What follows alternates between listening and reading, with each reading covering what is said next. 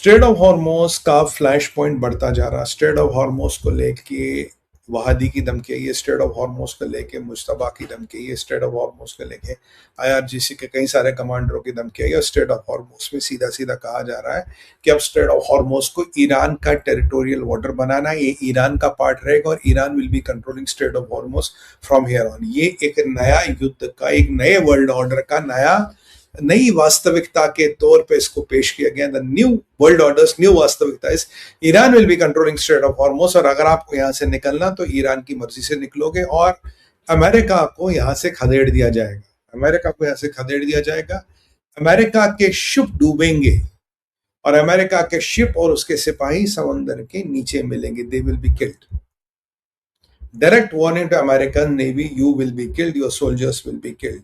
ये बगादिर से आ रही है, ये गिलाबाब से आ रही है, ये मौसवी से आ रही है, और अभी मुश्तबा से भी ये धमकी आई है कि अमेरिका के शिप्स विल बी सिंक। क्योंकि कहानी क्या है कि जो ब्लॉकेड है वो बढ़ता जा रहा। ब्लॉकेड में वैसे खेल भी हुआ जो उस पर हम बात करने वाले हैं।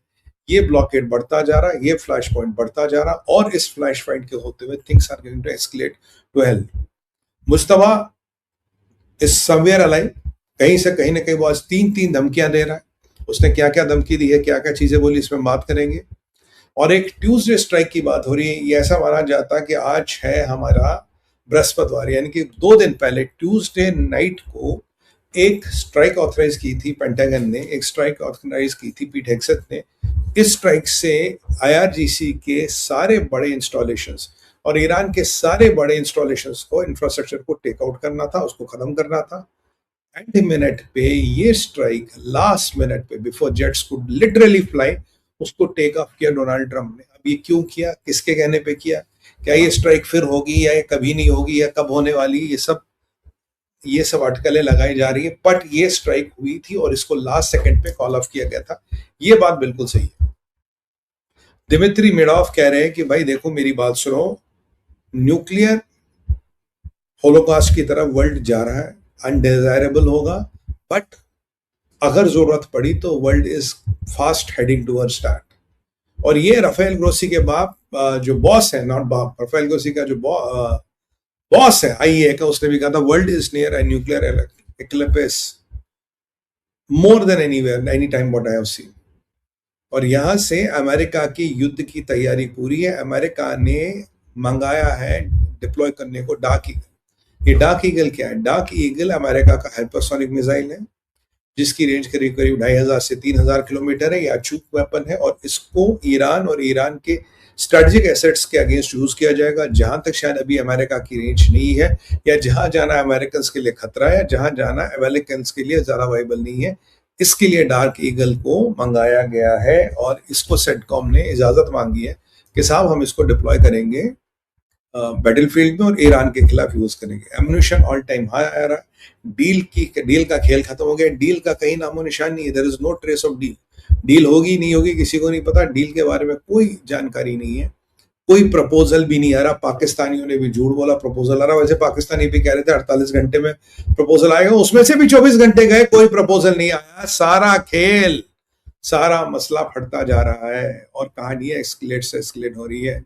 तो भाइयों बहनों, अभी बहुत सी चीजें जिसमें हम डिटेल में जाने वाले और आपको बहुत सी चीजें सिलसिलेवार तौर से बता रहे हैं।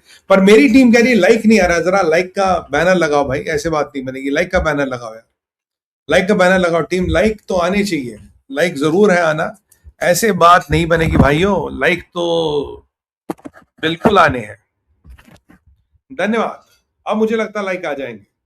तो शुरुआत करते हैं स्ट्रेट ऑफ हॉर्मोज से, जहां मैसूद पेजेस्कियन कह रहा है कि स्ट्रेट ऑफ हॉर्मोज जीने और मरने का सवाल है।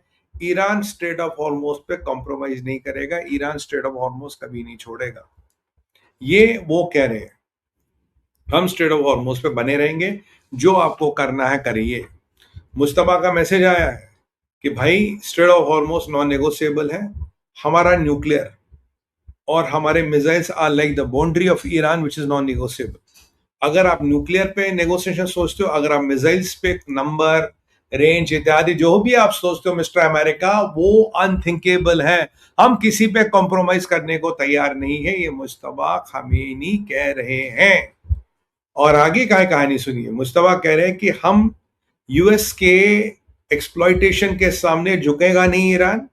यूएस को जवाब दिया जाएगा और बहुत जल्दी यूएस के नेवी पे बहुत बड़ा हमला करेगा ईरान, ऐसा उनका कहना है। अब कितना पॉसिबल है वो तो वही जाने। नेवी पे हमला करेगा ईरान। अमेरिका के शिप कहीं ना कहीं निशाना अमेरिकन एयरक्राफ्ट कैरियर्स पे है, वो अमेरिका के सेलर समेत डुबाए जाएंगे, क्योंकि अमेरिका जो रोज कहता है ना, वो आपके 159 शिप्स डूब गए। अब अमेरिका के शिप्स डूबने का नंबर आ गया है, ऐसा मुश्तबा कह रहे हैं। ये हम मिसाइलों पे बात नहीं करेंगे, और पूरी पूरी एस्केलेशन की तैयारी हो गई है, पूरी पूरी एस्केलेशन की तैयारी हो गई है। यहां तक कि ट्रंप को जाना है आपको, Trump is going to China on 14-15। सुनने में आया कि वो विजिट कैंसिल हो सकता है, क्योंकि उससे पहले ये युद्ध एक भयंकर स्टेज पे लेगा, भयंकर एस्केलेशन होगा, जो मैंने आपको कहा था 14-15 तारीख से पहले। यानी कि ये युद्ध अब एक थर्ड स्टेज में आ गया है, जहां इसकी एस्केलेशन बहुत खतरनाक होंगी।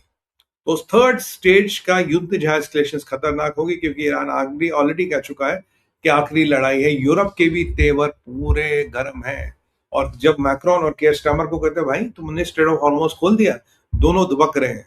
और यहाँ से काजा कलास कह रही है कि भाई जो यूरोप है वो रशिया से भीख नहीं मांगेगा, रशिया से कोई भीख नहीं मांगेगा, कोई किसी से भीख नहीं मांगेगा। वो खैर यूरोप का अलग स्टैंड है।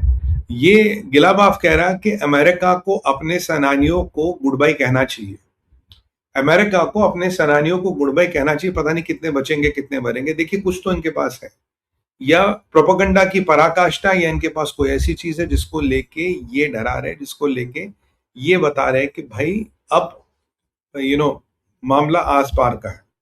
इनका टट्टू पाकिस्तान फेल हो चुका है, राइट, और इनके जो सारे दाव पेच है वो कहीं ना कहीं ठंडे पड़ते रहे। ऐसे में ट्रंप ने आईआरजीसी को बोल दिया, आईआरजीसी की हालत ऐसी जैसे स्टफ पिग। अब देखो, आप जानते हैं पिग बड़ा डेरोगेटरी वर्ड है, और इस्लाम पंथ में इसको अच्छा नहीं माना जाता, और इसका यूज नहीं करना चाहिए। और ट्रंप ने आईआरजीसी को स्टफ पिग बोला, और मैं मानता हूं ये शब्दावली गलत है, इसका प्रयोग नहीं होना चाहिए था, पर इसका प्रयोग हुआ है। कहीं ना कहीं रिलीजियस सेंटिमेंट्स को भी हर्ट करने की कोशिश की गई, और आईआरजीसी को प्रोवोक करने की कोशिश की गई है। अब ये देखना है कि क्या आईआरजीसी इसके बाद भी भड़कता है, कुछ जवाब देता है, और इनका जो हिमायती पाकिस्तान है, क्या अब वो अब भी रिएक्ट करेगा या नहीं करेगा। अब देखना पड़ेगा कि वो अब भी रिएक्ट करेगा नहीं रहेगा मुझे, पर मेरे को डाउट है कि ये कोई रिएक्ट वेक्ट करने वाले नहीं है। इनकी हालत खराब है, इनकी हालत टाइट है।